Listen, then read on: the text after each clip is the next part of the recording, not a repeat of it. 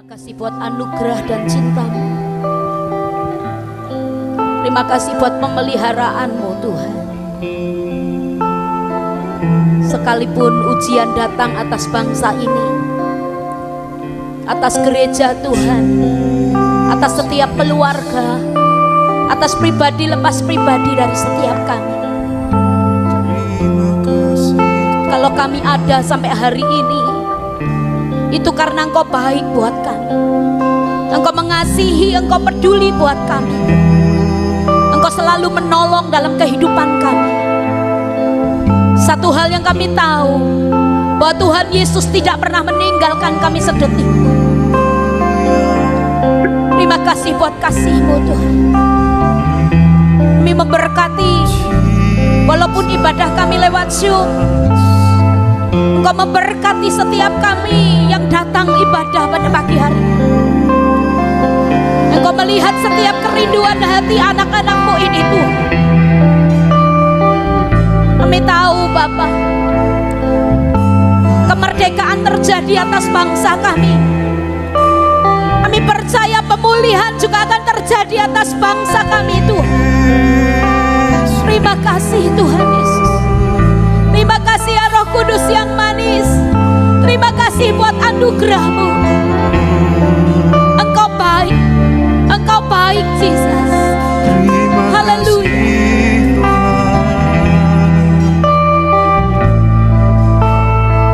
Musim boleh berganti. Masalah boleh datang. Pergumulan boleh datang pada setiap kami. Tetapi kami percaya bahwa kami punya Tuhan yang besar, yang kami panggil di dalam nama Yesus Kristus. Terima kasih Tuhan. Mari angkat pujian ini bersama-sama. Thank you Jesus. Akan selalu berkati, kasih Tuhan tetap abadi,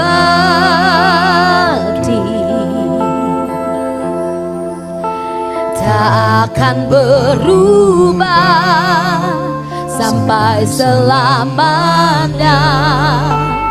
Ku tetap percaya, ku yakin Tuhan memberkati, ku yakin Tuhan memberkati. Kami percaya Engkau melindungi setiap anak-anak-Mu. Ku yakin Tuhan melindungi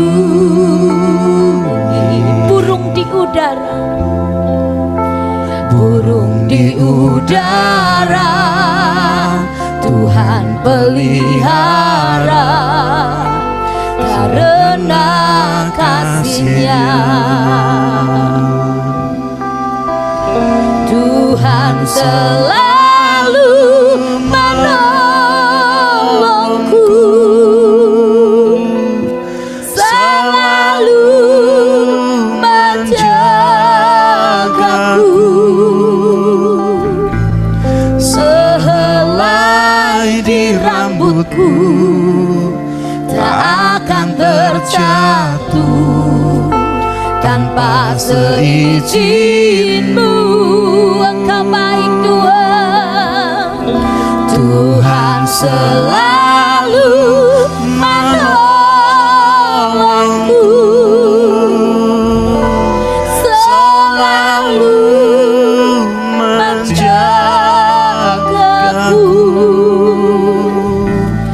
Dia mengenyangkanku dan peliharaku seumur hidup. Terima kasih Tuhan. Janji-Mu seperti fajar pagi hari yang bersinar tiap hari. Kami mengucap syukur Bapa. Thank you Jesus. Musim akan selalu berganti, kasih Tuhan tetap abadi, tak akan berubah selamanya. Ku tetap percaya, ku yakin Tuhan memberkati, ku yakin Tuhan melindungi.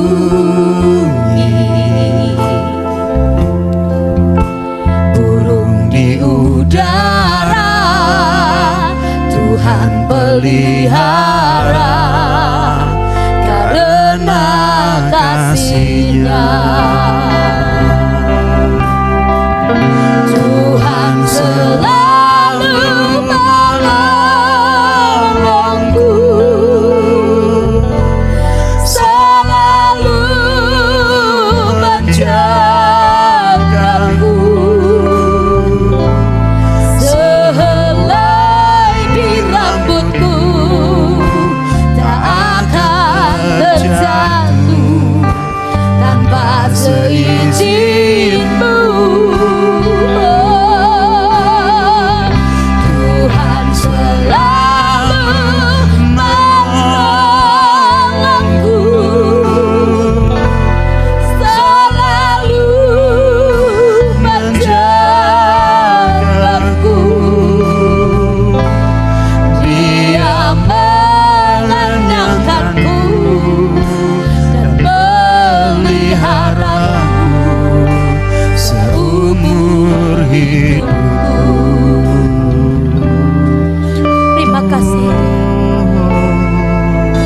Selain Kau tiada yang lain yang ku ingini di bumi ini.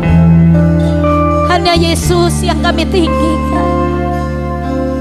Sekalipun musim berganti Tuhan selalu berganti, tetapi kasih-Mu Tuhan, kasih terima Tuhan kasih tetap abadi, tak akan berubah, tak akan berubah sampai selamanya.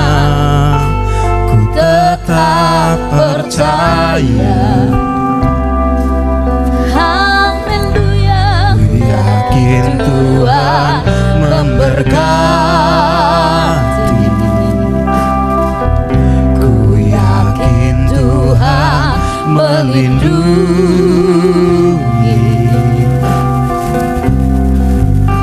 Burung di udara Tuhan pelihara karena kasih-Nya. Mari angkat pujian ini bersama-sama. Tuhan selalu menolongku, selalu menjagaku. Sehelai di rambutku tak akan terjatuh tanpa seizin-Mu.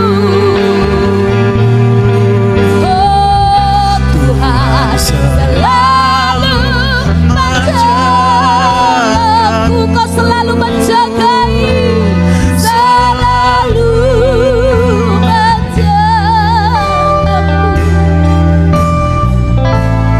Dia mengenyangkanku dan meliharaku seumur hidup. Terima kasih Yesus. Tuhan selalu menolongku, selalu menjagaku. Sehelai di rambutku tak akan terjatuh tanpa seizin-Mu.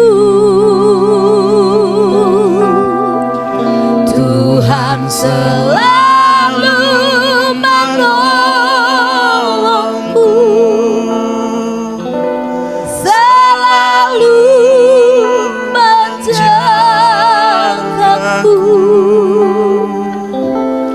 Dia mengenyangkanku dan peliharaku seumur. Katakan dengan iman bahwa Dia selalu menolong dan menjaga hidupmu. Tuhan selalu menolong aku, selalu menjagaku.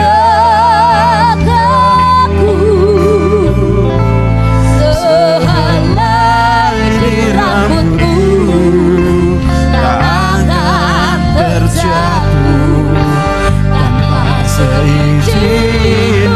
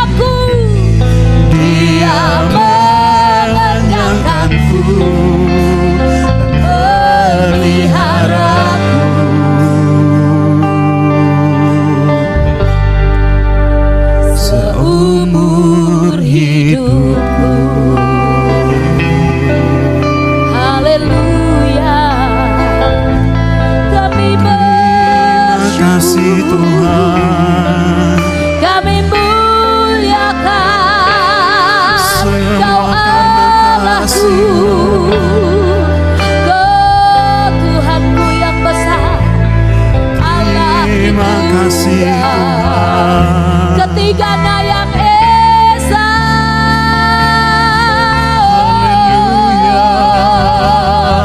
betapa ku mengasihimu Tuhan. Kami butuh pribadi-Mu Yesus, selalu hadir dalam hidupku. Allahku, Tuhanku, Bapa. Holy Spirit, Holy Spirit, Hallelujah, Jesus, Hallelujah, glory, Engkau mulia, Kau Allah yang besar, Kau pribadi yang luar biasa Tuhan. Kau sanggup memulihkan negeri kami, pulihkan bangsa Indonesia. Haleluya. Ya Ralama Syakara Lamaya Datamo. Mari Tuhan kunjungi setiap pribadi anak-anak-Mu. Kunjungi Tuhan. Ya Ralama Syakara. Peluk setiap kami Tuhan, dekap setiap kami. Kami mau katakan terima kasih Jesus, terima kasih Tuhan. Holy Spirit, we worship you. Hallelujah, hallelujah. Thank you Jesus. Terima kasih Tuhan. Terima kasih buat anugerah-Mu. Terima kasih buat cinta-Mu. Kami mengucap syukur di awal bulan Agustus. Kami mau tetap meninggikan Engkau. Kami mau tetap memuliakan nama-Mu sampai garis akhir. Kau tetap Yesus Tuhan. Thank you Jesus. Haleluya. Ya Ralama Syakara Lamo. Ya Ralama Syakara Lamo. Terima kasih Yesus. Terima kasih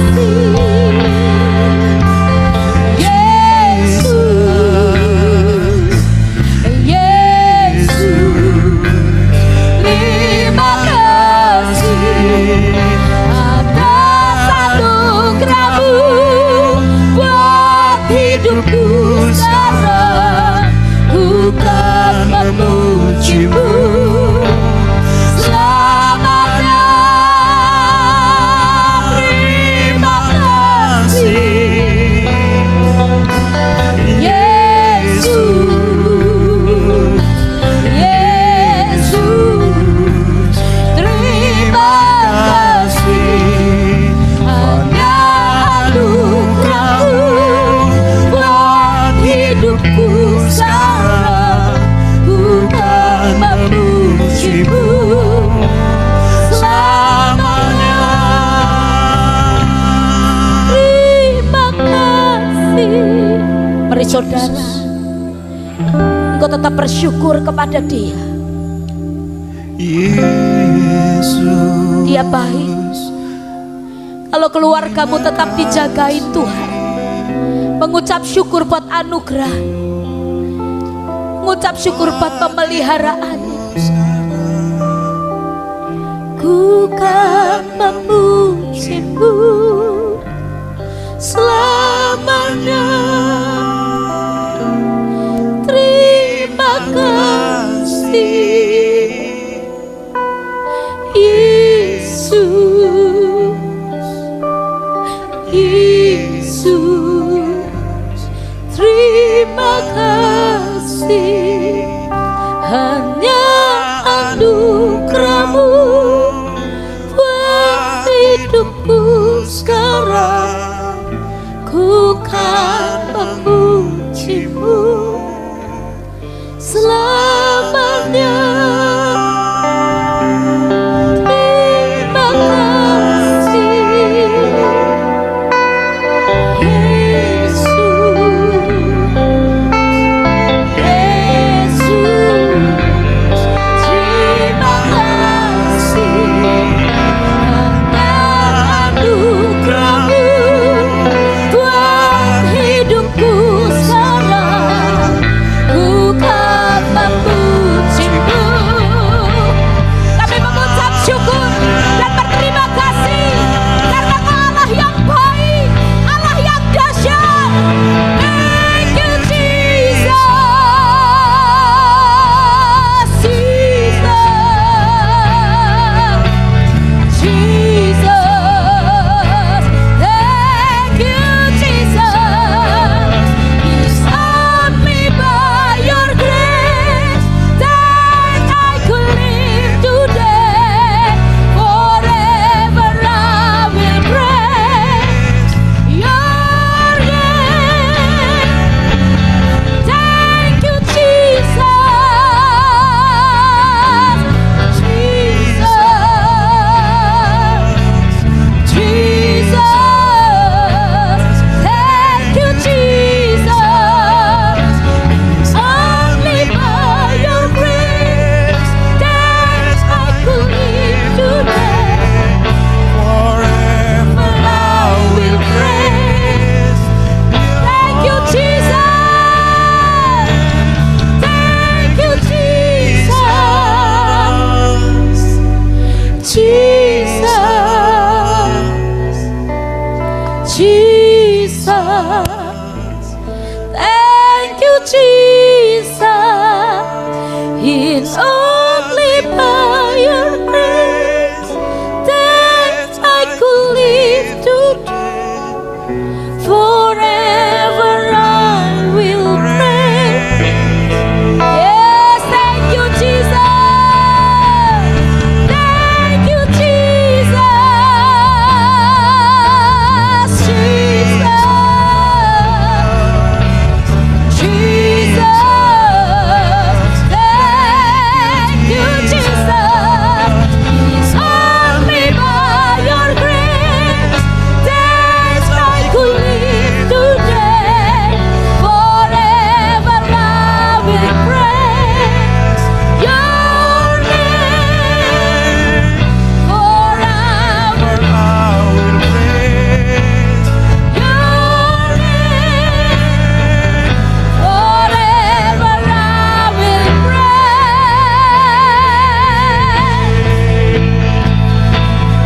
Your name. Haleluya.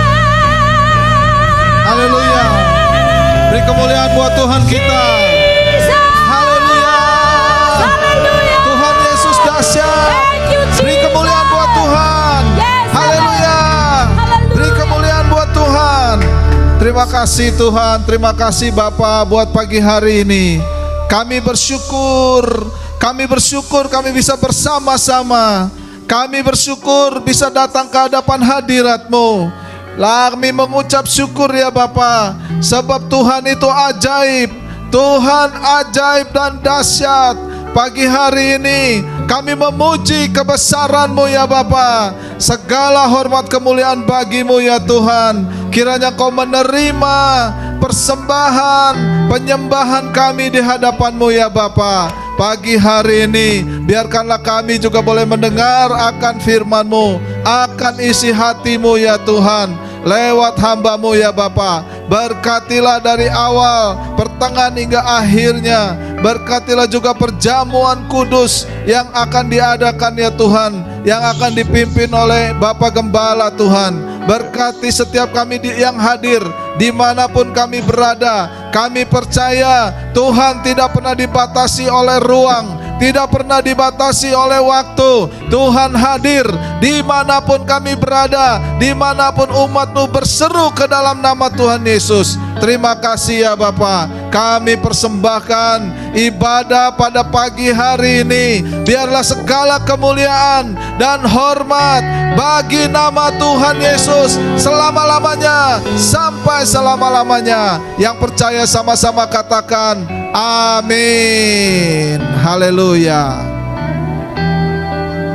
Bapak Ibu Saudara yang dikasihi oleh Tuhan, sekarang kita akan mendengarkan kebenaran firman Tuhan yang akan disampaikan oleh hambanya Bapak Pendeta Nehemia Yongki.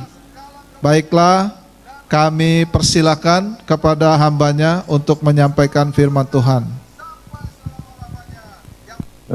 Shalom Bapak Ibu. Dengar suara saya? Shalom. Shalom. Shalom. Halo. Saya minta lambaikan tangan semuanya sehat ya. Amin. Dalam kondisi sehat, kita percaya apapun yang terjadi sampai hari ini, kalau masih pandemi, kita percaya bahwa Tuhan tetap baik buat kita. Tuhan tetap menyertai kita tetap diberkati Tuhan walaupun kondisi sesulit apapun. Kita percaya bahwa Tuhan adalah yang terbaik.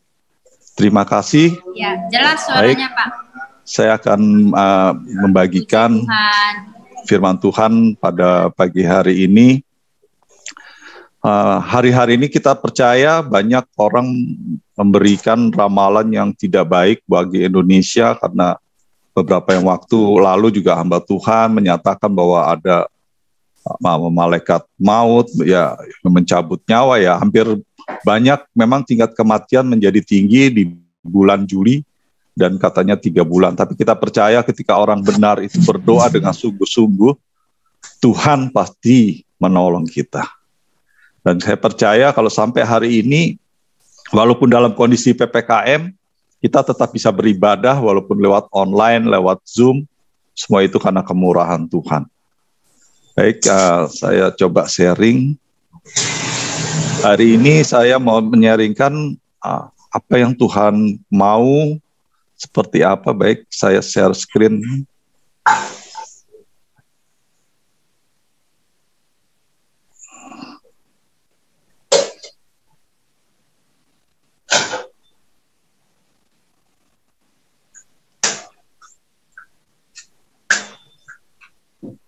Ya, ini yang saya akan bagikan. Bagaimana kita menang atas badai. Apa yang Tuhan ajarkan buat kita, bagaimana kita hari-hari ini walaupun sesulit apapun, Tuhan mau kita menjadi pemenang. Saya ambil dari Mazmur 92 di ayat 12. Dikatakan bahwa orang benar akan tumbuh bertunas seperti pohon korma, akan tumbuh subur seperti pohon aras. Nah, kenapa kita harus belajar dari pohon korma? Apa sih yang Tuhan mau? Apa kelebihan daripada pohon korma ini sehingga Tuhan mengatakan bahwa orang benar itu harus bertunas seperti pohon korma? Saya nanti kalau ada waktu kita untuk pohon aras, tapi kita bicara ke pohon korma. Apa sih kelebihan dari pohon korma ini? Yang pertama, pohon korma itu ini tidak dipengaruhi oleh kondisi sekelilingnya. Kalau kita tahu pohon korma itu hidupnya tuh di daerah Timur Tengah, di mana di situ kondisi padang pasir, kondisi yang sangat buruk, kalau dibilang susah. Di sana kehidupannya tuh kalau dingin sekali, dia bisa minus 15 derajat, dan kalau panas bisa 51 derajat. Tapi pohon yang bisa bertahan adalah pohon korma. Kenapa dia bisa bertahan? Karena pertama, dia ketika dia ditanam, itu cara menanamnya, dia harus digali, dimasukkan benih itu ke dalam tanah, di pasir, dan setelah itu ditutup dengan batu. Kalau kita lihat bagaimana, kenapa dia harus dilakukan seperti itu, dia harus, akar ini, ya pohon korma harus menjalar ke bawah. Dia harus mencari ke sumbernya. Jadi dia harus sampai ke sumber mata airnya supaya dia bisa hidup. Nah, ini maka di sini bilang tinggi pohon korma itu bisa 15 sampai 25 meter. Dan pohon korma itu bisa hidup 150 tahun dan tetap produktif. Ya, ini perbedaan. Dan pohon aras beda lagi. Dia tahan di udara yang sangat dingin. Tapi kita lanjutkan nih. Bagaimana pohon korma itu mempunyai akar, ada di atas, ada di samping, ada di tengah, dan di dalam dia mencapai 12 meter. Jadi kenapa pohon korma itu bisa kuat menghadapi segala badai? Karena dia berakar di dalam. Dia sampai ke mata air, ke sumber. Nah, seperti ini Tuhan mau ketika kita mengenal Tuhan, bukan dengan kata orang, atau kita cuma dengar dari pendeta. Kenapa? Karena kalau kita tahu hanya sampai itu dan kita tidak mengalami sumbernya, mengalami Tuhan, maka kita tidak berakar dengan kuat. Kalau kita lihat hari-hari ini banyak orang yang kecewa, banyak orang yang akar pahit. Kenapa? Karena mereka merasa tidak sesuai apa yang mereka mau. Kondisi ini sekarang susah. Orang sudah menjaga prokes, masih kena. Dan saya sekeluarga mengalami seperti itu. Tapi kita percaya Tuhan pasti menolong. Kalau kita mengenal Tuhan dengan baik, kita tahu dari Yesus bagaimana kita mengalami perjalanan kita dengan Allah, kita akan tidak pernah merasa khawatir. Walaupun kondisi apapun, sesulit apapun, ada Tuhan. Nah, di sini kadang bilang, kita tidak perlu takut karena masih ada Tuhan. Kadang kondisi saat ini tidak baik, artinya semua yang kita harapkan tidak bisa sesuai yang kita mau. Banyak orang kecewa, banyak orang menjadi dalam kesedihan, dalam duka, berlarut-larut sampai dia merasa kepahitan. Hari-hari ini banyak. Kenapa? Karena dia tidak mengakar dengan benar. Tidak ketemu Yesus dengan benar. Hanya kata orang, kata pendeta, kata si A, si B, seperti Ayub. Ketika Ayub hanya mengenal Tuhan dari kata orang, dia tidak bisa mengenal sungguh-sungguh seperti apa maunya Tuhan. Hati Tuhan seperti apa, dia tidak tahu. Kenapa? Karena dia tidak melekat sama Tuhan, tapi dia hanya tahu dari orang. Hanya mengandalkan manusia. Wah, kalau bilang pendeta A hebat, dia bisa menyembuhkan, dia bisa ini, bisa ini. Ya memang itu kuasa Tuhan. Tapi tidak sampai di situ, kita harus mengakarnya kepada Allah. Di sini saya kasih ayat bagaimana Kolose 2 ayat 7 mengatakan bahwa hendaklah kamu berakar di dalam Dia dan dibangun di atas Dia. Hendaklah kamu bertambah teguh dalam iman yang telah diajarkan kepadamu dan hendaklah hatimu melimpah dengan syukur. Artinya di sini bahwa ketika kita melekat sama Tuhan, kita mengakar bersama Tuhan, kita menjadi punya iman yang teguh. Nah, iman yang teguh itu walaupun kondisi seperti apapun tidak menyenangkan kita, mungkin tidak mengenakan kita, tapi kita tetap kuat. Inilah dibilang berdiri teguh. Nah, yang di ayat ke Yohanes 15 ayat 4 juga dikatakan bahwa kalau engkau tinggal di dalam aku dan aku di dalam kamu, sama seperti ranting tidak dapat berbuah dari dirinya sendiri kalau tidak tinggal pada pokok anggur. Demikian juga kamu tidak berbuah jikalau kamu tidak tinggal di dalam aku. Di sini dikatakan bahwa ketika kita menyatu dengan Tuhan, kita bersatu dengan Tuhan, tidak ada hal yang tidak mungkin. Dan kita terus akan berbuah sama seperti pohon korma. Terus dia akan terus berbuah. Nah, kenapa pohon korma itu begitu dia kuat, sumbernya sudah menjadi kuat, akarnya kuat, baru dia tumbuh ke atas. Nah, tumbuh ke atas ini dia tegak lurus. Kita lihat kalau pohon korma itu tumbuhnya tidak ke kiri ke kanan melengkung-melengkung, dia tapi tegak lurus.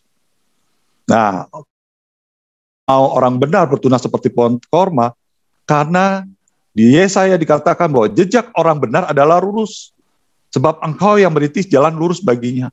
Berapa banyak dari kita orang yang telah dibenarkan Tuhan, tapi jalan kita mesti ke kiri, ke kanan. Ketika Yosua juga dikatakan, jangan engkau berjalan ke kiri, ke kanan. Artinya tidak berjalan sesuai apa yang mau Tuhan mau, tapi berjalan apa yang kita mau. Kadang-kadang ketika kondisi tidak menyenangkan, kondisi tidak enak, kita cari yang lain. Wah, udahlah, kita menyimpang, kadang kita tidak punya integritas, baik yang bekerja, baik siapapun juga menghalalkan segala cara. Nah ini, Tuhan tidak mau orang benar itu tidak jalan dengan lurus. Seperti pohon korma ini, jadi kita diajar Tuhan, ketika kita akarnya kuat, kita akan tumbuhnya lurus. Tidak menyimpang ke kanan ke kiri. Nah seperti Yosua juga dikatakan Tuhan, jangan kau ke kanan ke kiri. Tapi berjalanlah sesuai dengan apa yang Tuhan mau. Bergerak terus lurus. Nah ini orang benar Tuhan mau seperti itu. Ya mungkin dalam kehidupan kita, baik kita yang bekerja, baik yang kita melayani Tuhan, motivasi kita harus lurus. Tegak lurus, bukan karena kita dilihat, dilihat orang, wah biar kelihatan baik, begini, begitu, supaya orang menganggapnya baik. Karena kalau dikatakan bahwa Tuhan tidak pernah melihat rupa. Dia tidak lihat casing yang di luar, tapi dilihat hati kita, apa yang di dalam kita. Apakah kita sungguh-sungguh, atau kita hanya kepengen dilihat orang. Kalau kita mau hidup kita sungguh-sungguh, jalan kita lurus, nah baru nanti kita akan berbuah. Kita akan lihat berikutnya. Berarti kita harus tegak lurus, hidup kita lurus, jangan menyimpang ke kanan kiri. Sebagai hamba Tuhan, juga sebagai pekerja, ini tantangan cukup berat. Karena dalam pekerjaan istilahnya banyak godaan. Saya seorang marketing, di mana kalau saya mau mencari untung, saya bisa. Tapi saya tahu, kalau saya berjalan tidak sesuai dengan apa yang Tuhan mau, semuanya akan sia-sia. Bahkan kita akan lebih terpuruk. Jadi saya terus berjalan, saya bilang integritas. Saya ajarkan juga kepada anak-anak saya, ketika kita mengikut Yesus, kita harus berjalan dengan integritas. Jangan karena kita, ini menyenangkan kita, ini menguntungkan kita, akhirnya kita ambil. Jangan. Saudara, kita harus jalan sesuai dengan apa yang Tuhan mau. Berat nggak? Berat. Banyak orang dunia mengambil jalan pintas supaya untung. Wah, jalan ini nyolong-nyolong ke sana, ke sini. Hidupnya semaunya dia, yang penting dapat untung. Bisa menyenangkan hatinya. Tapi kalau kita mau berjalan dengan apa yang Tuhan mau, hasilnya akan indah. Nah, di sini banyak orang tidak kuat. Ketika badai menghantam kita, kondisi susah, cari uang susah, banyak yang di PHK, perusahaan juga susah karena harus tutup, harus berbagi, harus tepat setengahnya bekerja, bebannya berat. Tapi apakah kita harus menyimpang dari apa yang Tuhan mau? Nah, di sini kita adalah dilema buat kita, tapi disitulah bagaimana Tuhan ajarkan supaya kita menjadi orang yang kuat, orang yang benar, orang yang berjalan lurus. Saya lanjutkan. Dikatakan di Mazmur 1, berbagi orang yang tidak berjalan menurut nasihat orang fasik, yang tidak berdiri di jalan orang berdosa, yang tidak duduk dalam kumpulan pencemooh. Kenapa banyak orang yang mau dengar nasihat orang fasik? Atau kita nasihat orang-orang pintar, bagaimana cari duit supaya gampang, begini-begini, kita pakai apa, halalkan segala cara. kita berdiri berjalan dengan orang-orang yang berdosa, melakukan segala sesuatu yang penting untung, yang penting enak. Atau kita berkumpul dalam duduk dengan para pencemooh yang hanya orang mengeluh, menjelekkan orang. Oh, ini tidak bisa, ini tidak bisa. Hanya seperti itu. Apakah kita mau seperti itu? Di sini Tuhan ajarkan berbahagia orang tidak berjalan menurut nasihat orang fasik. Orang-orang yang berbahagia, dan saya percaya kita semua adalah orang-orang yang berbahagia karena kita mau berjalan sesuai apa yang Tuhan mau. Di Matius 5 ayat 37 juga dikatakan, jika ya, hendaklah kamu katakan ya. Jika tidak, hendaklah kamu katakan tidak. Apa yang lebih daripada itu berasal dari si jahat. Artinya kita melakukan sesuatu yang tidak sesuai dengan Tuhan mau. Kita tidak berani mengatakan ya. Kita nggak enak. Wah, nggak enak. Jangan-jangan ini, nanti saya dibilang ini. Karena saya nggak mau. Akhirnya kita mengatakan iya. Walaupun sebenarnya harusnya kita tidak. Nah inilah kita ada pilihan, tapi kita mau yang mana? Ketika kita mau ikut jalan Tuhan, Tuhan yang akan memberikan yang terbaik buat kita. Dan yang ini bagaimana sifat dari pohon korma ini? Pohon korma itu senang bersekutu, dia senangnya bersatu. Jadi sesuai dengan Mazmur yang dikatakan Daud bahwa sungguh alangkah baik dan indahnya apabila saudara-saudara diam bersama dengan rukun. Artinya mereka itu, pohon ini maunya menjadi satu, memberi satu kesatuan, selalu bersekutu, berkumpul, bersama. Nah disinilah dikatakan bahwa bila mana seorang dapat dialahkan, 2 orang dapat bertahan, tali 3 lembar tak mudah diputuskan. Artinya ketika kita menyatu, semakin banyak, semakin kuat, dibandingkan kalau kita sendiri-sendiri berpecah. Nah disinilah ketika kita bersama-sama, kita tahu kondisi saat ini, ketika banyak orang menjelekkan si A, si B, waduh kalau ini tidak bisa memimpin begini-begini.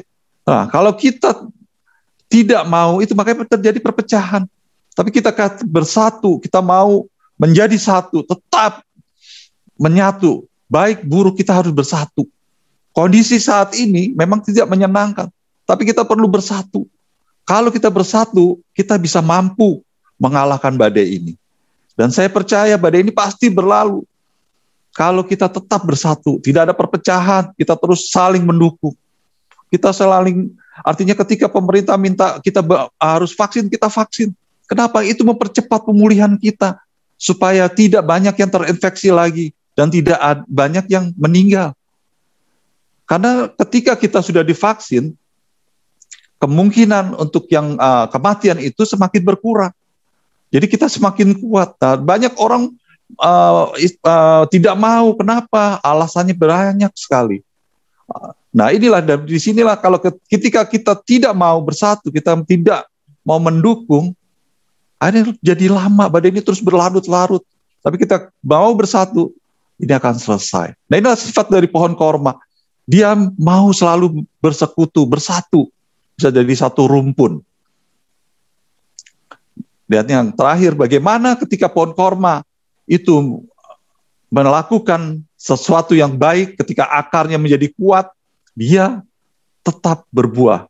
Seperti Tuhan mau apa yang kita harus lakukan, dikatakan di Yohanes 15 ayat 16, bukan kamu yang memilih aku, tetapi akulah yang memilih kamu, dan aku telah menetapkan kamu supaya kamu pergi dan menghasilkan buah. Dan buahmu itu tetap, supaya apa yang kamu minta kepada Bapa dalam namaku, diberikannya kepadamu. Korma itu ketika dia berbuah yang manis, tidak berbuah yang asam. Jadi tidak ada pohon korma itu buahnya asam. Dia selalu manis, artinya apa? Orang-orang percaya, orang-orang yang hidup dalam Tuhan Yesus harus menghasilkan sesuatu yang manis. Jangan hasilnya jadi asam, bikin orang kecewa, bikin orang sakit hati, bikin orang akar pahit. Karena buah dari kita itu adalah buah yang manis. Berapa banyak dari kita orang kecewa, kenapa? Karena kita tidak berbuah yang manis. Nah Tuhan ajarkan, buah korma itu manis. Dan dia berbuah sepanjang tahun. Nah ini dia tidak pernah ada, kalau kita tidak pernah mendengar kapan musim korma, nggak ada. Kenapa? Karena dia terus berbuah. Tidak pernah tidak berbuah. Nah, Tuhan mau kita terus berbuah. Supaya apa? Supaya nama Bapa dipermuliakan. Nah, bagaimana kita bisa menang dalam badai ini? Bagaimana kita bisa ini? Kalau kita berbuah. Kenapa? Karena buah ini dirasakan orang lain. Orang lain akan merasakan, di sekeliling kita akan merasakan, buah ini manis. Apa yang kita lakukan, itu adalah sesuatu yang manis. Artinya mereka merasakan sesuatu dan mereka menemukan Yesus dalam kehidupan kita. Jadi kita harus melakukan seperti ini. Kenapa Tuhan ajarkan kita seperti pohon korma? Ternyata pohon korma itu punya filosofi di mana dia hidup itu berbagi sama orang lain. Dan dia menghasilkan buah-buah. Dan buah itu terus dinikmati.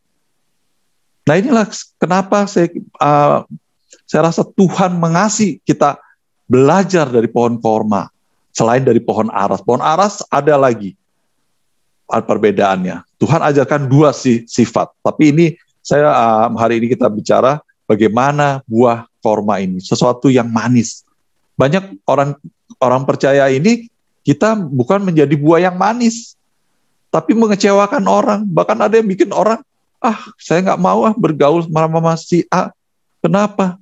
Ngomongnya yang nggak enak terus. Tapi kita harus membuat seseorang menemukan Yesus dalam diri kita. Jadi kalau kita melakukan seperti apa yang Tuhan mau, seperti filosofi pohon korma ini, nah, apa dampaknya? Yang pertama, kita menjadi pemenang. Artinya kenapa di Korintus katakan, saudara-saudara yang terkasih, berdirilah teguh, jangan goyah dan giat selalu dalam pekerjaan Tuhan, sebab kamu tahu bahwa kesekutuan dengan Tuhan jadi payahmu tidak sia-sia. Kita akan menjadi pemenang karena kita menyatu, punya iman yang teguh. Tidak akan goyah. Kita percaya bagaimanapun kondisi saat ini memang tidak enak. Ya, hampir sudah setahun lebih kita mengalami hal seperti ini. Tapi ketika kemurahan Tuhan demi kemurahan Tuhan. Saya bercerita sedikit ketika kami mengalami kena COVID. Di situ saya belajar banyak. Walau malam kita tidak bisa, saya tidak bisa tidur. Ya, disitulah Tuhan banyak bicara pada mana saya. Saya bilang, apakah sudah selesai? Tuhan bilang tidak. Di situ Tuhan katakan bahwa ini supaya saya mengalami bagaimana belajar taat. Jadi penyakit ini sebenarnya mengajar kita taat. Kenapa? Karena kita harus isolasi, tidak boleh ketemu orang, tidak boleh keluar. Kalau orang tahu kita sakit, nggak apa-apa. Tapi kalau orang nggak tahu, dia nggak tahu. Kita keluar pun mereka nggak tahu. Tapi disitulah ketaatan kita. Kita bisa keluar. Kadang-kadang saya harus menunggu ya, katakan karena kita harus beli makan, harus tergantung sama orang. Saya tidak bisa keluar untuk membeli sendiri. Minum pun harus tergantung sama orang. Kita minta nanti diantar. Nah, ini keponakan saya mengantarkan. Waduh, kalau belum datang rasanya kita harus menahan lapar. Nah, sinilah Tuhan mengajarkan kita taat. Kadang-kadang saya bilang, aduh Tuhan udah mending saya keluar dah. Orang nggak ada yang tahu. Inilah saya bawa mobil keluar beli makanan, beli apa juga nggak ada yang tahu. Tapi disitulah Tuhan ajar kita taat. Jadi dari penyakit ini, ya, virus ini mengajarkan kita taat. Bagaimana ketika Tuhan bilang masuk tidak keluar, kita tidak keluar. Nah, disinilah saya percaya. Dan ketika kesembuhan itu, saya hanya berhitung hari demi hari berhitung. Ini hari keberapa ya? Oh, saya mesti sehat. Oh, hari berapa? Ternyata Tuhan masih beri saya kekuatan.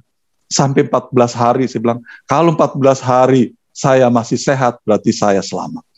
Dan benar, ketika 14 hari, akhirnya saya cek, dan kami bertiga sudah sembuh, dan semuanya akhirnya berempat kami sekeluarga sembuh. Ini semua kemurahan Tuhan, hari-hari Tuhan, bagaimana Tuhan terus menyertai. Dan disinilah ketika kita menyatu, saya percaya Tuhan yang memberikan kekuatan. Walaupun kadang kita merasa, aduh, nggak bisa apa-apa. Kondisi seperti ini kita butuh orang lain. Tapi kita percaya Tuhan selalu memberikan kekuatan. Dan saya percaya banyak saudara-saudara yang menolong, ada yang mengirimkan makanan, ada yang ngasih buah. Saya percaya itu karena kemurahan Tuhan. Nah, dari penyakit ini kita diberikan Tuhan bagaimana belajar taat, karena kekuatan itu berasal dari ketaatan kita. Kalau kita tidak taat, tidak ada hasilnya. Kita banyak orang yang semaunya, akhirnya jadi banyak yang terkena. Nah, inilah bagaimana hidup kita taat. Yang kedua, kita harus menjadi saksi. Kalau kita mau seperti pohon korma, kita akan menjadi saksi. Karena kita adalah terang. Kenapa? Ketika pohon korma itu bertahan menghadapi badai, ya, Tuhan akan, mereka akan melihat ada siapa. Seperti kita ketika badai boleh menghantam kita terkena badai, tetapi kita kuat, Tuhan, orang akan melihat bahwa kita adalah orang yang benar di mata Tuhan dan kita hidup dalam kebenaran Tuhan, maka Tuhan berikan kita kekuatan. Jadi kita menjadi saksi. Ternyata orang ini adalah saksi Tuhan. Kenapa? Karena kita hidup dalam kebenaran. Kita hidup kebenaran dalam firman Tuhan.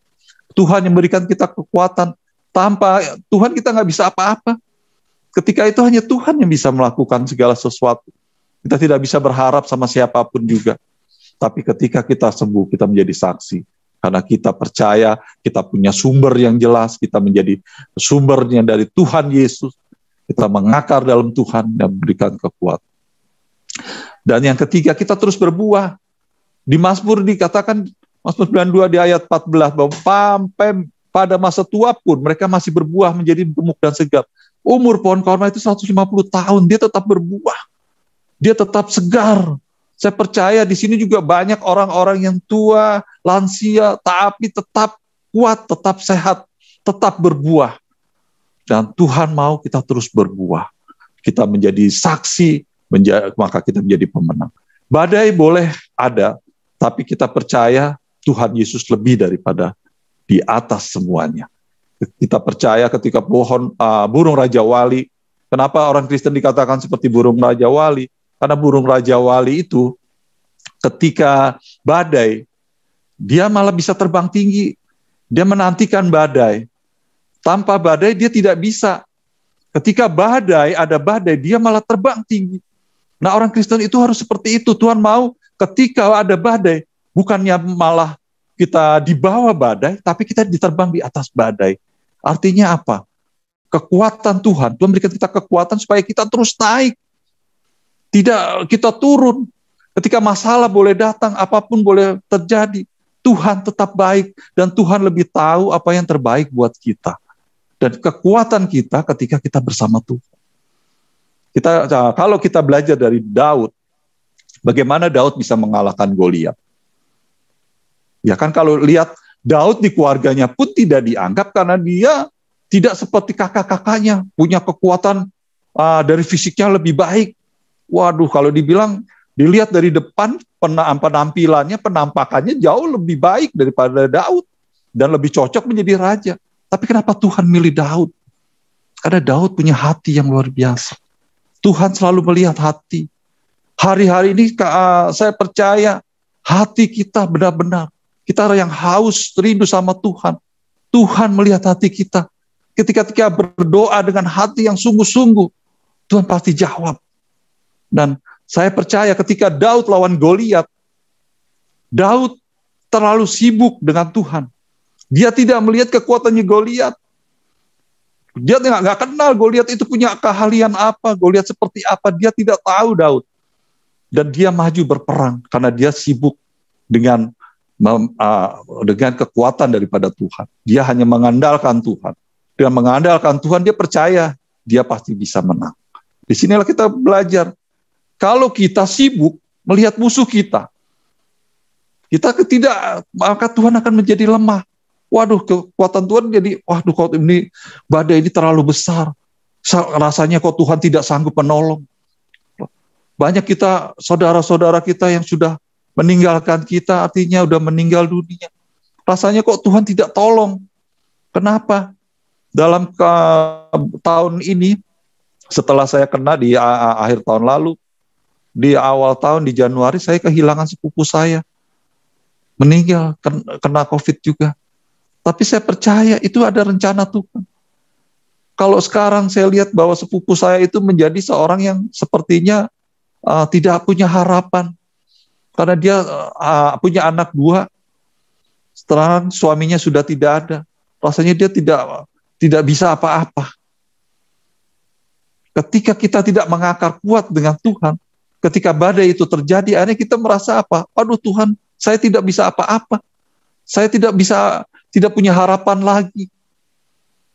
Karena mereka mengandalkan manusia. Ketika kita mengandalkan manusia, ketika tidak bisa diharapkan, akhirnya apa? Kita kecewa, kita putus asa, kita tidak punya harapan. Tapi ketika kita melekat, mengakar sama Tuhan dengan sungguh-sungguh, apapun boleh terjadi. Tapi kita tahu, Tuhan lebih tahu yang terbaik buat kita. Kalau kondisi saat ini seperti ini, kita tahu ke depan akan lebih baik.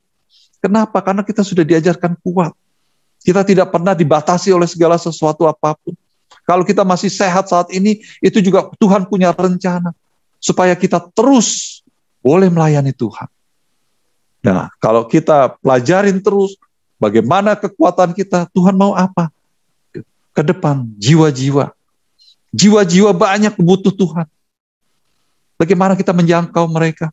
Banyak jiwa dimanapun yang kecewa, dia sudah perlu penghiburan daripada kita. Dia perlu dikuatkan. Baik kita jiwa-jiwa di pedalaman, dimanapun mereka butuh Tuhan. Kalau kita lihat sekarang di Timur Tengah pun sama. Banyak kebangunan rohani, banyak orang menerima Yesus. Kenapa? Karena sudah waktunya. Dan kita harus melakukan. Seperti Tuhan bilang, katakan menangkan ya. Jadikan murid semua bangsa, muridku. Nah inilah amanat agung Yesus. Hari-hari ini akan digenapi. Banyak kita lihat ketika dikatakan bahwa kaki Dian itu ada di Indonesia, maka ada proses di Indonesia. Dan Tuhan mau di sini akan ada kebangkitan, akan ada tuaian besar. Setelah tuaian besar, maka dia akan kembali ke Yerusalem, dan di sanalah kita akan mengalami pemulihan untuk dunia ini dan kedatangan Tuhan. Kita sudah tahu ya, untuk kita baca ketika masa akhir zaman ini, kita juga tahu bagaimana di Wahyu 6 dikatakan bahwa kuda putih. Nah, kuda putih sudah dijelaskan, orang sudah tahu bahwa ini adalah masa di mana banyak penyakit dan farmasi akan menguasai dunia, dan kita hari-hari ini tidak ada, kalau saya boleh katakan, semua sudah makan obat. Mungkin nggak ada orang yang hari-hari ini nggak pernah minum obat. Obat apapun juga. Jadi katakan bahwa Tuhan di Wahyu 6 dikatakan bahwa kuda putih ini dia mendapatkan kemenangan. Kenapa? Karena semuanya kalah. Semua akhirnya makan obat. Nah, di Wahyu 6 itu juga dikatakan materai kedua itu bicara merah padam, kuda merah. Itu juga nanti saya tidak bicara sekarang, tapi itu akan terus, dan memang sudah waktunya, dan kita akan bertambah berikan kekuatan satu dengan yang lain, seperti filosofi dari pohon korma itu ada persekutuan, kita harus bersatu saling menguatkan supaya kita semua boleh dimenangkan, yang kuat, yang lemah dikuatkan, dan kita menjadi satu. Hari-hari ini kita percaya bahwa hanya kekuatan, kesatuan dari kita yang bisa membuatkan kita menjadi pemenang. Tanpa itu tidak bisa. Karena badai boleh datang ketika kita bisa. Saya teringat dengan satu orang yang suka surfing di laut, di gelombang. Ketika dia gelombang besar, badai besar, dia malah bisa memainkan dengan apa? Dengan layarnya. Layar itu artinya gini, ketika kita bisa mengolah itu, maka kita tetap sampai pada tujuan. Nah, Tuhan mau apapun yang terjadi, kita tetap berjalan supaya tujuan sampai ke tempat tujuan kita. Nah, ini yang kita bakri, Bapak Ibu semua, hari-hari ini saling menguatkan. Kita artinya jangan saling memberikan yang negatif, tapi kita berkata yang positif. Seperti pohon korma itu bicaralah yang manis, yang menguatkan, supaya kita semua jadi kuat, semuanya dikuatkan, supaya kita makin hari semakin kuat, sampai kedatangan Tuhan. Mungkin dari Bapak Ibu, ada yang merasa kecewa, ada yang masih ada kepahitan, apapun juga. itu harus kita lepaskan, harus kita buang, karena Tuhan bicara hati. Ketika hati yang manis, yang baik itu ada dalam kita, kita akan berbuah dengan baik. Tapi kalau ada kepahitan, kita nggak mungkin. Karena bukan dengan berbuah pahit, mana ada orang yang mau. Ya kan, kalau kita buah manis, semua orang mau. Nah, disitulah Tuhan ajarkan bagaimana filosofi ini melekat dalam kehidupan kita sebagai orang-orang yang percaya, orang-orang yang dibenarkan Tuhan, supaya kita terus berbuah yang manis dan nama Tuhan dipermuliakan. Baik, terima kasih. Biar sharing ini menjadi kekuatan, kita terus maju bersama Tuhan, kita bersama saling menguatkan, kita terus tumbuh, walaupun kondisi seperti apapun, walaupun kita mengadakan Zoom untuk ibadah, tapi kita percaya Tuhan yang memberikan kekuatan. Terima kasih dalam nama Tuhan Yesus. Haleluya. Amin. Oleh hambanya Bapak Pendeta Nehemia, yaitu seperti pohon ara. Nah, Bapak Ibu Saudara sekalian, proses pohon ara ini, pohon korma ini, Bapak Ibu Saudara sekalian, ditanam di padang gurun. Nah, padang gurun itu berbicara tentang dunia, padang gurun itu bicara tentang alam ini, padang gurun itu bicara tentang bumi ini, Bapak Ibu Saudara sekalian. Pada dasarnya, intinya orang benar, orang Kristen, orang percaya di dalam Kristus hidup di kondisi situasi apapun bisa mengatasinya, saudara. Karena apa? Tadi filosofinya pohon korma tadi ditanam dalam kedalaman yang sangat dalam, kurang lebih 15 meter ya akarnya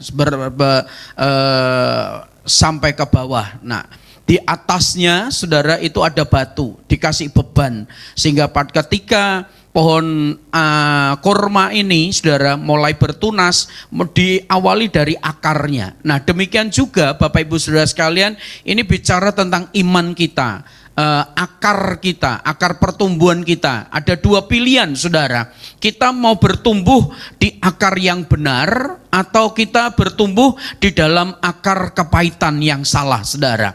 Pilihan ada di hidup kita masing-masing yang mengetahui saudara akan keberadaan kita masing-masing. Nah, saya berharap seperti hambanya pada pagi hari ini, kita semua berharap menjadi seperti pohon korma ini, tertanam di padang gurun dalam proses iklim tidak mempengaruhi. Nah, inilah bicara tentang iman kita, saudara. Bicara tentang kekristenan kita, bicara tentang pengenalan akan Allah kepada Tuhan untuk kita, saudara. Itu digambarkan saudara dan saya, kalau bahasa saya, wajib seperti pohon korma ini, saudara, kekristenan kita. Artinya kekristenan yang benar, tertanam dalam kebenaran, dalam komunitas. Tadi disinggung saudara, bagaimana pohon korma ini bisa bertumbuh karena komunitasnya. Kalau saudara dan saya ada dalam komunitas yang sehat, ada dalam gereja yang sehat, ada dalam kepemimpinan yang sehat, ada komunikasi yang sehat, maka itu akan mengalir saudara, sumber-sumber yang sehat, yang menyehatkan tubuh jasmani dan rohani saudara. Dan ini akan berdampak semua dalam kehidupan Bapak Ibu Saudara sekalian. Yang pertama buat pribadi kita, yang kedua buat keluarga kita, yang ketiga buat komunitas kita, yang keempat buat pekerjaan usaha kita, yang kelima juga memberi dampak kehidupan kita mencapai misi visi masa depan saudara. Dan masa depan yang Tuhan harapkan yaitu masa depan yang cerah, masa depan gilang gemilang saudara. Jadi pagi hari ini Bapak Ibu Saudara sekalian, tangkap apa yang menjadikan pesan Tuhan. Luar biasa. Sekarang siapkan hati Bapak Ibu Saudara sekalian untuk menerima perjamuan kudus ya. Kita menyatu, tadi ada kata-kata kita bersekutu, menyatu saudara. Nah, kalau saudara dan saya menyatu dengan input yang benar, dengan pokoknya, dengan sumber sumbernya. Nah, hari ini Bapak Ibu Saudara sekalian, di awal bulan Agustus ini kita sudah memasuki bulan yang ke-8 ini, Saudara. Di bulan Agustus ini tidak terasa, Saudara, ya, kita melewati proses ini. Saya percaya ini adalah masuk di bulan Agustus, Saudara, dan sebentar lagi bahwa bulan Agustus ini tanggal 17 saya mengingatkan itu hari kemerdekaan bangsa kita, Saudara, yang keberapa? 76. Kata 76 ini filosofi orang Jawa itu pitunem, Saudara. Nah, pitu ini bicara pertolongan, pitulungan. 6 ini bicara tentang penyembahan. Nah, saya percaya di tahun ini, di bulan Agustus ini, pas berketepatan dengan hari kemerdekaan bangsa kita, Saudara. Saya percaya ini pun juga merupakan hari kemerdekaan buat saudara dan saya. Ada pertolongan dari Tuhan, Saudara, di usia bangsa kita merayakan ulang tahun yang ke-76 ini. Nah, bagaimana kita sudah tertanam di tengah-tengah bangsa kita ini menjadi bangsa yang kuat, menjadi bangsa yang diberkati oleh Tuhan. Karena apa? Bangsa yang kuat adalah bangsa yang punya dasar, yaitu ketuhanan yang Maha Esa, punya dasar kebenaran, tertanam di dalam kebenaran. Jadi saya menghimbau Ibu Bapak Saudara sekalian, segera pulang atau keluar rumah, persiapkan bendera merah putih, saudara kibarkan di rumah masing-masing, tanda ini merupakan hari kemerdekaan secara keseluruhan bangsa Indonesia, dan secara pribadi buat saudara dan saya. Diberi kemerdekaan dari Tuhan, diberi kesembuhan dari Tuhan, diberi berkat daripada Tuhan, diberi pertolongan buat dari Tuhan untuk kita semuanya. Apalagi hari ini, saudara, kita memasuki awal bulan, mari kita menyatukan diri kita dengan perjamuan kudus pada pagi hari ini. Siapkan diri Bapak Ibu Saudara sekalian, saudara yang ada di rumah maupun ada yang di gereja pada pagi hari ini, saudara, kita siapkan masing-masing perjamuan kudus kita, ya, hari ini, saudara. Ya, silahkan sidang jemaat di rumah masing-masing kita angkat roti ini, saudara. Ya, kemarin yang perlu roti, ya, ambil di gereja atau saudara bisa menghubungi sekretariat, saudara. Ya, kalau saudara di rumah sudah siap, mari kita angkat rotinya masing-masing, saudara. Seperti kebenaran firman Tuhan pada pagi hari ini yang kita dengar, kita telah menyatu, saudara, menyatu dengan tubuh Kristus.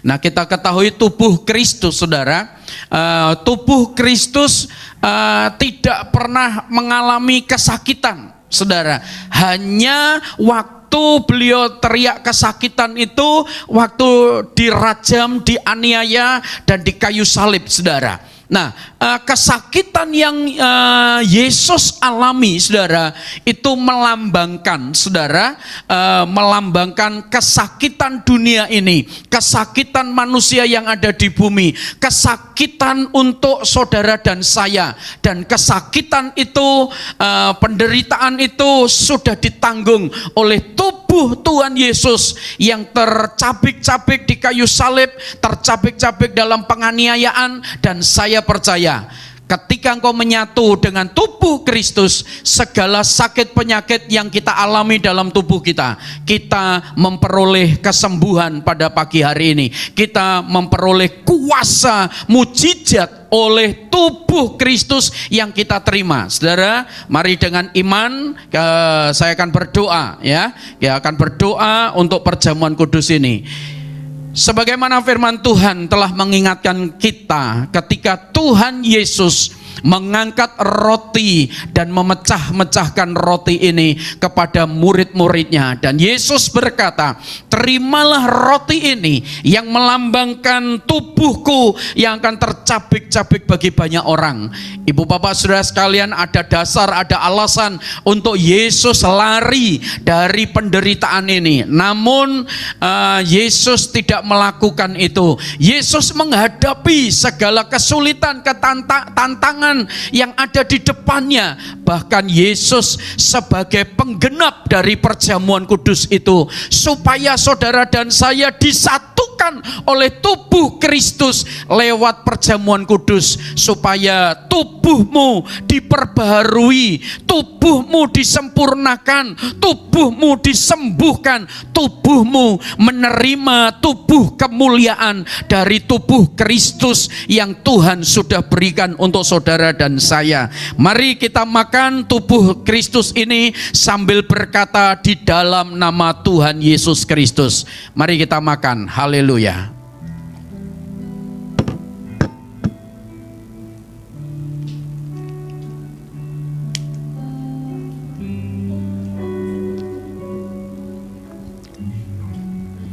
Amin, amin.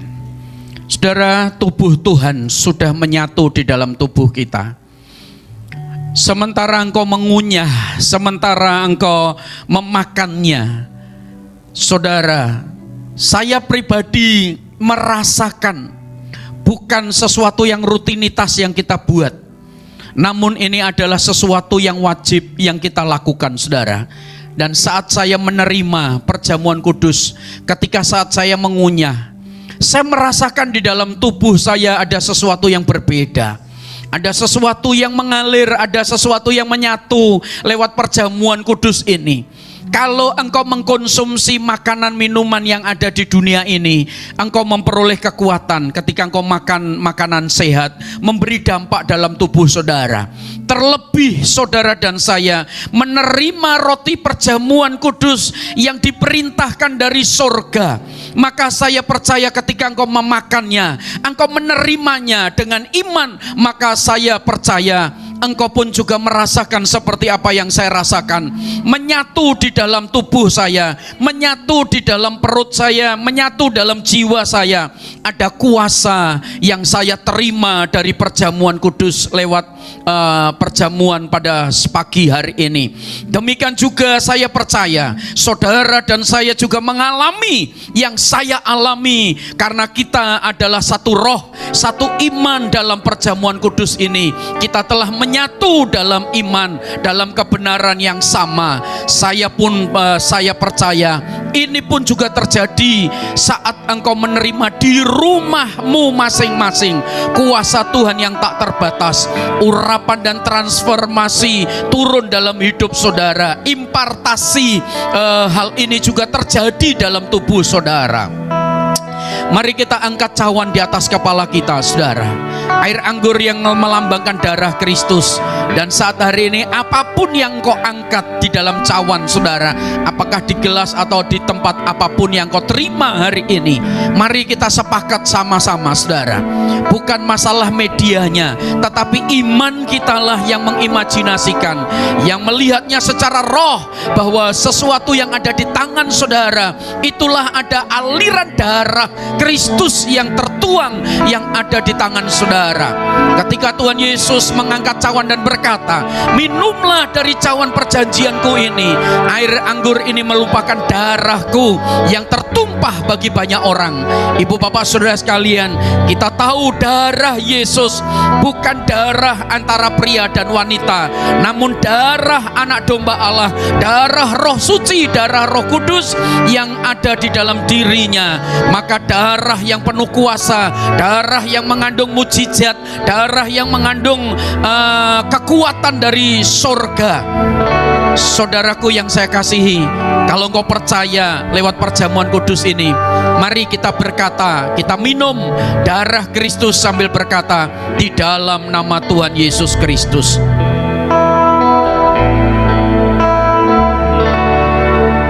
Haleluya.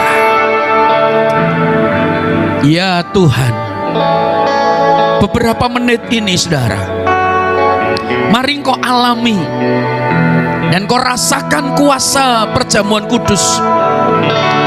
Bagaimana tubuh Kristus menyatu dalam tubuh saudara. Bagaimana darah yang mengalir, yang dari kayu salib itu tercurah untuk saudara dan saya. Dan darah ini mengalir di dalam tubuh, jiwa, dan roh saudara. Di dalam diri saudara ada aliran kuasa darah. Ada aliran darah Kristus yang mengalir.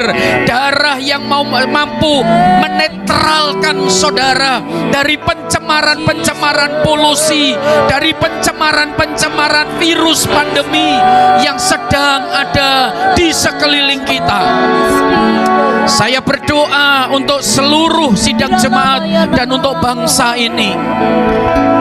Bapa di surga, Engkau meteraikan tubuh dan darah-Mu di dalam tubuh sidang jemaat yang Tuhan percayakan lewat hamba-Mu. Bahkan Kau meteraikan Tuhan tubuh dan darah-Mu atas negeri ini, atas bangsa ini, atas kota kami, lingkungan kami di mana kami Engkau tempatkan. Biarlah lewat perjamuan kudus ini darah Kristus mengalir, mentahirkan seluruh keluarga besar kami masing-masing, anak cucu kami. Ada dalam kuasa dan perlindungan Tuhan. Pagi hari ini Tuhan hamba berdoa untuk seluruh sidang jemaat-Mu yang mengalami kelemahan. Dalam nama Tuhan Yesus, beri kekuatan. Pada pagi hari ini hamba berdoa untuk pemulihan buat saudara-saudara kami yang tubuhnya lemah, yang sakit. Baik Pak Filipus Yongki, Tuhan Engkau jamah berikan kekuatan. Buat Ibu Mami juga yang tubuhnya lemah, Engkau pulihkan. Buat keluarga Ibu Lia, Tuhan Engkau pun juga nyatakan kesembuhan. Demikian juga buat kakaknya Pak Ebin, Pak Taufik, Tuhan hamba percaya kuasa dari tempat yang maha tinggi turun dalam kehidupan seluruh jemaat-Mu, baik yang lemah, baik yang sakit, maupun kami yang telah diberi kesehatan. Kekuatan yang sama dari sorga hadir dalam setiap kehidupan mereka semuanya. Pemulihan dan kesembuhan terjadi, baik pemulihan keuangan, pemulihan sukacita, damai sejahtera melimpah-limpah turun atas umat-Mu pada pagi hari ini. Hamba percaya dalam nama Tuhan Yesus Engkau memberkati seluruh keberadaan sidang jemaat yang saat hari ini dimanapun mereka berada. Terima kasih Tuhan, berkati hamba-Mu yang sudah menyampaikan kebenaran firman Tuhan. Kami percaya hari ini kami sangat diberkati, dan kembalikan kami Tuhan di hari-hari yang penuh sukacita. Terima kasih Tuhan. Haleluya. Amin, amin, amin. Sidang jemaat yang saya kasih, sebelum hambanya Bapak Pendeta Joni Aguswanto berdoa memberkati kita, saya sedikit memberikan pengumuman saudara. Bahwa kita tahu PPKM telah diperpanjang sampai tanggal 2. Nah, bagaimana ibadah kita, saudara? Saya umumkan ibadah kita, saudara, ada dua hal yang kita akan lakukan, saudara. Karena apakah minggu besok ini masih diperpanjang PPKM-nya atau tidak, saudara? Kalau tidak, puji Tuhan, saudara. Kalaupun diperpanjang PPKM-nya pun juga kita puji Tuhan, saudara. Ada sesuatu yang luar biasa yang Tuhan berikan kepada saya, satu hikmat, saudara, yang Tuhan berikan, saudara, kepada saya untuk menyikapi ibadah besok, saudara. Nah, jadi begini, saudara. Ibadah kita besok kita lakukan dua hal, saudara. Dua hal seperti apa? Saudara yang kalau besok sudah tidak ada PPKM, saudara bisa beribadah.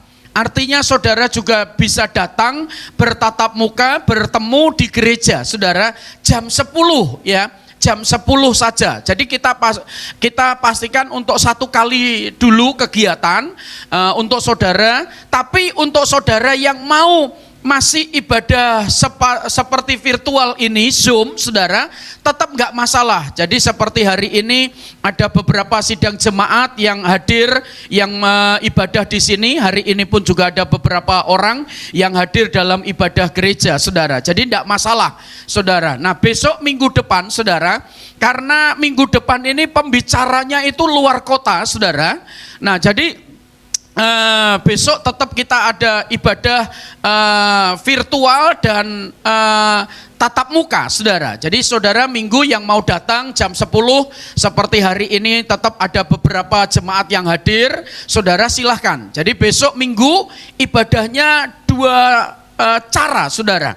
Saudara bisa ibadah di rumah lewat Zoom, juga saudara bisa ibadah secara tatap muka di tempat ini. Nah, minggu besok, saudara, ibadahnya jam 10 yang akan dilayani oleh seorang aparatur negara, saudara, yaitu Bapak Andreas Andang. Ya, beliau akan menyampaikan dari daerahnya Jawa Timur sana, saudara. Kita bisa koneksikan beliau seperti hari ini. Nah, minggu berikutnya, saudara, kita juga akan sama, tetap ibadahnya seperti itu, saudara, akan dilayani oleh sahabat saya, saudara, kawan sekerja saya, yaitu Bapak Pendeta Timotius Parengkuan, saudara. Beliau juga akan menyampaikan lewat virtual di rumah, saudara, tapi kita bisa ibadah di sini juga, saudara. Dengan media, saya bersyukur teman-teman multimedia keren, saudara, menyempurnakan ibadah kita seperti ini. Jadi ada dua berkat menurut saya yang kita akan terima, saudara, yaitu jemaat bisa datang di tempat ini, juga yang di rumah pun juga bisa melakukan ibadah, saudara.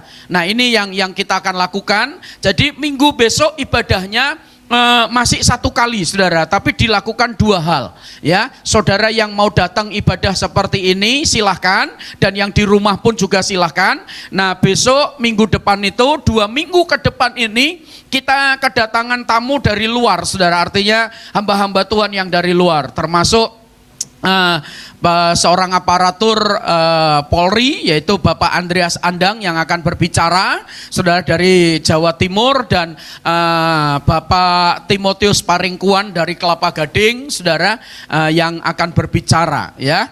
Itu yang saya umumkan pada pagi hari ini, saudara.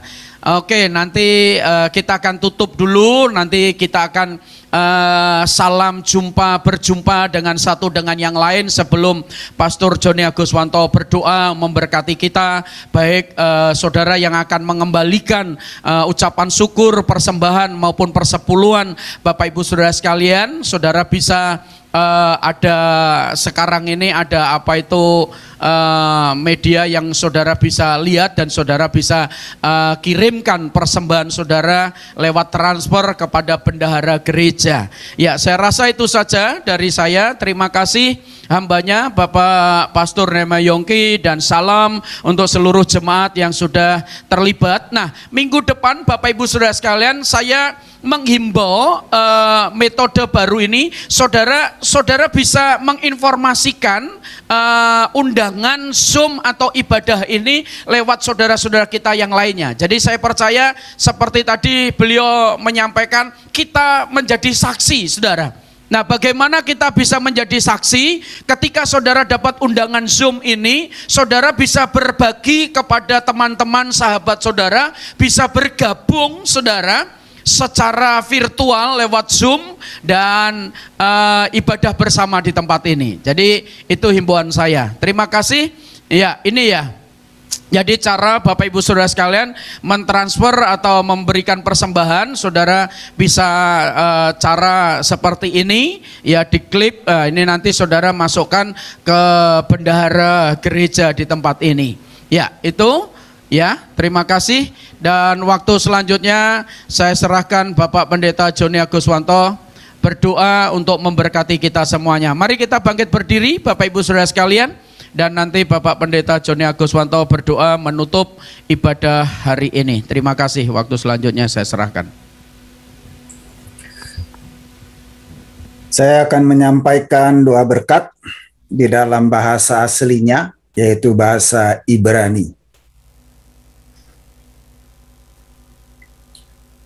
Yevarecha Adonai Wayis mereka. Yisa Adonai panaf elecha wihu neka. Yisa Adonai panaf elecha wayasem lecha shalom. Tuhan memberkati saudara dan melindungi saudara. Tuhan menyinari saudara dengan wajahnya dan memberi saudara kasih karunia. Tuhan menghadapkan wajahnya kepada saudara dan memberi saudara damai sejahtera. Amin. Amin, amin. Selamat pagi, salam Bapak Ibu Saudara sekalian. Sidang jemaat, Tuhan Yesus memberkati. Salam sehat, salam seger waras. Selamat hari Minggu dan diberkati hari ini sampai selama-lamanya. Shalom, shalom, shalom. Terima kasih. Happy Sunday. Oh Tuhan yang benar. Hey! Dia gunung batuku, kau gunung batuku dan kau kota tak kau mencari hidupku, kau dan kau tak benteng kita. Selamat hari Minggu, Tuhan Yesus memberkati. Amin.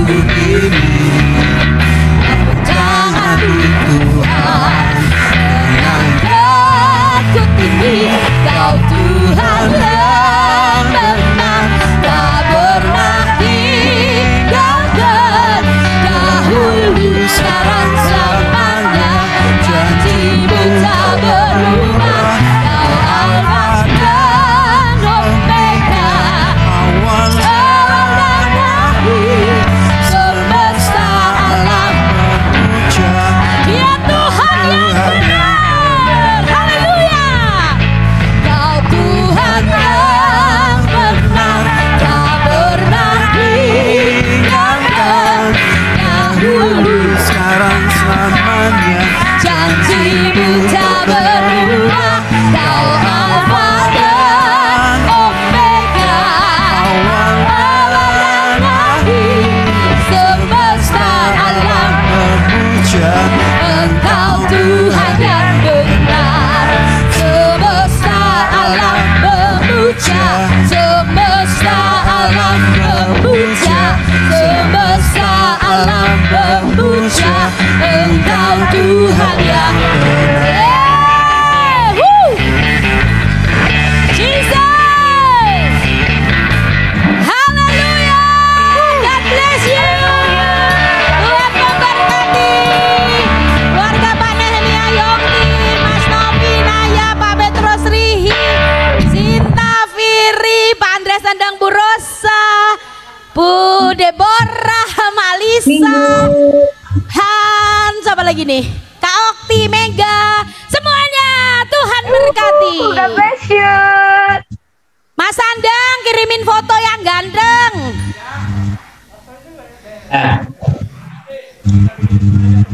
Nanti mau dibikinin flyer Mas Sandang yang pakai baju seragam polisi biar keren. Pangkatnya tambahin ya kanan kiri. Oh, kata Jose pakai pangkat jenderalnya. Tuhan berkati, sehat selalu. Berkati semua. Selamat hari Minggu.